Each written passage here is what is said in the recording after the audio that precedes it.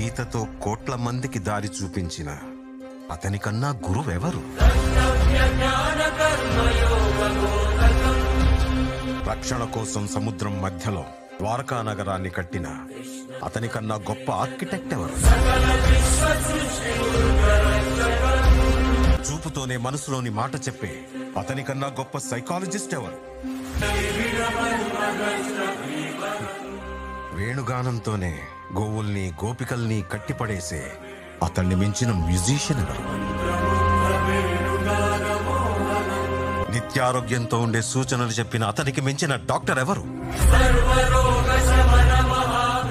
ధర్మం కోసం యుద్ధం చేయమని చెప్పిన అతన్ని మించిన వీరుడెవరు?